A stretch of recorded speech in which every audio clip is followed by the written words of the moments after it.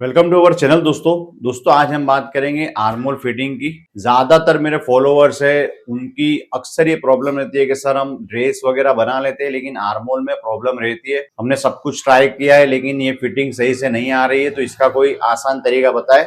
तो इस वीडियो में मैं आपको कुछ पॉइंट आपको बताऊंगा जो आपको फॉलो करने हैं, तो ये प्रॉब्लम आपको नहीं आएगी। ठीक है, ज्यादातर जो स्टार्टिंग में प्रॉब्लम करते हैं और जो सीखने के बाद यानी कटिंग भी कर लेते हैं, सिलाई भी कर लेते हैं, लेकिन उसके बावजूद भी इनको प्रॉब्लम आती है, तो वो किन चीजों का ध्यान नहीं रखते जिसकी वजह से आर्मोल के फिटिंग में प्रॉब्लम आती है।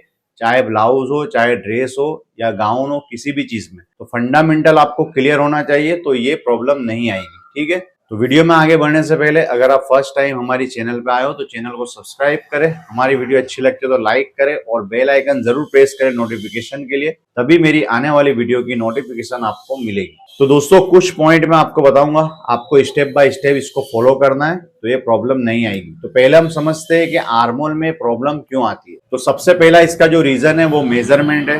अगर आपने कस्टमर का मेजरमेंट सही से नहीं लिया है तो ये प्रॉब्लम आनी ही आनी है। ठीक है, चाहे आप जितना भी अच्छा कटिंग कर लो या जितनी भी अच्छी सिलाई कर लो, लेकिन आपने मेजरमेंट ही सही से नहीं लिया है तो फिर ये प्रॉब्लम आपको जरूर आएगी। दूसरा पॉइंट ये है कि किन किन चीजों का मेजरमेंट लेना है। तो अभी मैं आपको जो पॉइंट बताऊंगा वो चीजों का मेजरमेंट आपको लेना है, और अगर आप वो मेजरमेंट नहीं ले रहे हो तो फिर इसको आपको ऐड करना है। ठीक है, सबसे पहले हम इसका मेजरमेंट लेंगे शोल्डर का। ठीक है, उसके बाद हम लेंगे अपर चेस्ट का, और उसके बाद आर्मोल का मेजरमेंट लेना है राउंड में।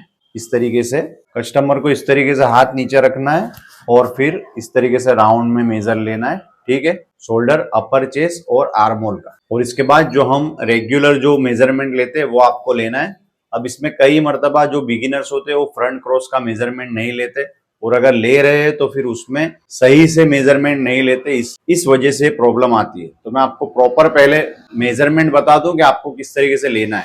तो दोस्तों ये दो पॉइंट थे, पहला तो किन चीजों का मेजरमेंट लेना है, दूसरा मेजरमेंट किस तरीके से लेना है, और तीसरा पॉइंट ये है कि उस मेजरमेंट के हिसाब से कटिंग कैसे करना है। तो ये तीन चीजें आपको स्टेप बाय स्टेप फॉलो करनी है, तब आपको इंशाल्लाह परफेक्टली फिटिंग आ जाएगा। तो हम डमी पे समझेंगे शोल्डर का मेजरमेंट आपको कैसे लेना है। देखो, शोल्डर के लिए कभी भी हम इस तरीके से जो मेजरमेंट लेते हैं क्रॉस में, इस तरीके से नहीं लेना है, बल्कि सीधा मेजरमेंट लेना है इस तरीके से। ठीक है, अभी आप इसके शोल्डर अगर हम डमी की बात करेंगे तो ये 15.5 इंच के शोल्डर है, और अगर हम इस तरीके से इसको मेजरमेंट करेंगे तो ये 16.5 इंच के शोल्डर हो जाएंगे। तो आपको इस तरीके से कभी भी शोल्डर मेजर नहीं करना है, बल्कि यहाँ से स्ट्रेट में आपको शोल्डर मेजर करने हैं। इससे क्या होगा कि आपको बैक क्रॉस मापने की जरूर नहीं पड़ेगी, क्योंकि जो ये शोल्डर है उसी के अकॉर्डिंग बैक क्रॉस आपका सही से आ जाएगा। शोल्डर के बाद दोस्तों फ्रंट क्रॉस का मेजरमेंट करेंगे। तो ये फ्रंट क्रॉस में आप जो ये लाइन देख रहे हो उससे थोड़ा सा हम अंदर की तरफ का लेंगे। जैसे यहाँ पे ये 13.5 इंच है, बिल्कुल पॉइंट टू पॉइंट, लेकिन हमें 13 इंच का मेजर करना है इस तरीके से। फ्रंट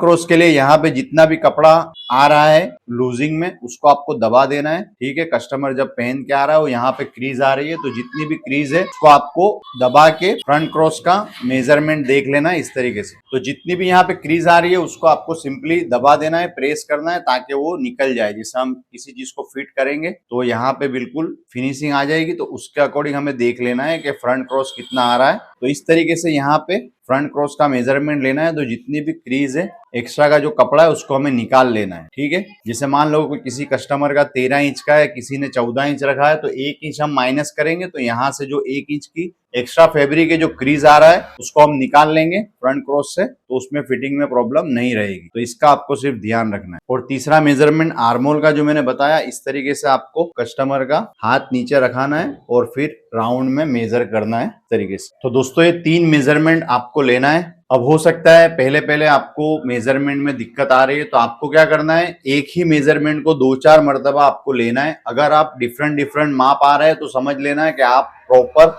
मेजरमेंट नहीं ले पा रहे हो। ठीक है, तो आपको इसकी प्रैक्टिस करना है। हर बार एक ही मेजरमेंट नहीं आए तब तक आपको इसकी प्रैक्टिस करना है, तो ये धीरे धीरे आ जाएगी एक्सपीरियंस से। अब ये 3 मेजरमेंट आपको लेना है, उसके बाद जो हम बॉडी का मेजरमेंट लेते हैं वैसे ले लेना है। अब इसको मेजरमेंट लेने के बाद जो तीसरा स्टेप है, इसको कटिंग कैसे करना है। तो वो मैं अभी आपको टेबल पे बताऊंगा दोस्तों कि जो मेजरमेंट हमने लिए उसके अकॉर्डिंग आपको कटिंग कैसे करना है। अब यहाँ तक वीडियो देख लिए दोस्तों तो एक लाइक जरूर करना और कमेंट भी कर देना एक अच्छा सा अपने भाई के लिए, ताकि वीडियो की रीच और ज्यादा बढ़ सके। तो दोस्तों इसको सबसे पहले हमें फैब्रिक ले लेना है और उसके बाद पहले हम शोल्डर की लाइन ड्रॉ करेंगे मार्जिन रखते हुए। अब यहाँ पे देखो दो तरीके शोल्डर डाउन करने के, या तो आप 1 इंच कर सकते हो या आधा इंच कर सकते हो अपनी मर्जी के अकॉर्डिंग। लेकिन जो मैं तरीका अपनाता हूं मैं वो आपको बताऊंगा आपको क्या करना है। जितने भी शोल्डर है, जैसे हमारे डमी के 15.5 इंच के शोल्डर है, तो यहाँ पे 15.5 का आधा ले लेना है और अपर चेस्ट की जो लाइन है वो इस तरीके से ड्रॉ करनी है। अब यहाँ पे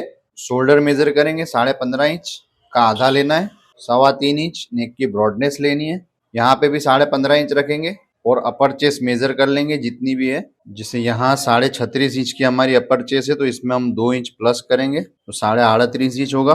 अब यहाँ से हमें स्ट्रेट लाइन ड्रॉ करनी है और शेप के अकॉर्डिंग एक दूसरी लाइन ड्रॉ करनी है। ये लाइन सिर्फ आर्मोल के शेप को सपोर्ट करने के लिए, ठीक है।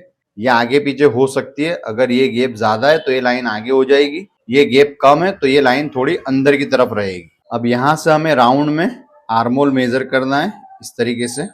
तो यहाँ हमारे 17.5 इंच के आर्मोल रहेंगे या 17 इंच के रहेंगे, जितने भी रहे उसको आपको इस तरीके से डाउन कर लेना है।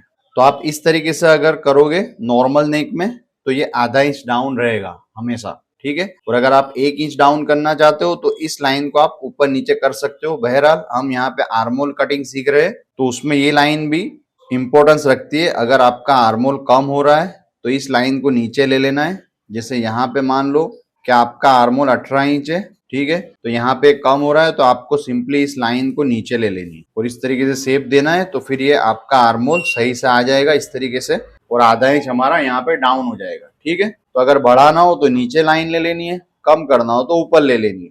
तो ये सिंपल फॉर्मूला है। अब इसके बाद जो हमारा फ्रंट क्रॉस है वो 13.5 इंच है, तो 13.5 इंच का हम आधा हिस्सा लेंगे इस तरीके से और यहाँ पे आधा इंच रखेंगे सिलाई मार्जिन के लिए। तो पहले आपको किस तरीके से कट करना है, बैक साइड के लिए नॉर्मल इस तरीके से सिलाई मार्जिन रखते हुए इसको कट करेंगे। और जब हम फ्रंट साइड कट करेंगे तो ये जो हमारी मार्क किया है वहां से हमें आर्मोल कट करना है इस तरीके से। तो ये हमारा 13.5 इंच का फ्रंट क्रॉस और ये सिलाई मार्जिन। तो जब यहाँ पे हमारी सिलाई लगेगी तो परफेक्टली हमारा मेजरमेंट यहाँ पे आ जाएगा। तो इस तरीके से आपको आर्मोल का पूरा कटिंग करना है, ड्राफ्टिंग करना है इस तरीके से। शोल्डर का मैंने आपको बताया आधा इंच या 1 इंच अपने हिसाब से आप कर सकते हो। आर्मोल का मेजरमेंट कम ज्यादा किस तरीके से करना है वो भी मैंने आपको बता दिया। इस लाइन को ऊपर नीचे करना है कम ज्यादा करने के लिए। और फ्रंट क्रॉस जो मेन चीज है जो यहाँ पे क्रीज आती है, तो इस तरीके से आपको मेजरमेंट करना है। तो इस तरीके से दोस्तों आप कटिंग करोगे तो आर्मोल के फिटिंग में कभी भी प्रॉब्लम नहीं आएगी। तो जो पॉइंट मैंने आपको बताए है आप उसको ट्राई करें और अगर कोई भी प्रॉब्लम आ रही है तो मुझे कमेंट करें, इंशाल्लाह जरूर आपकी हेल्प करूंगा। वीडियो अच्छी लगी हो तो लाइक शेयर एंड सब्सक्राइब करें। Thanks for watching.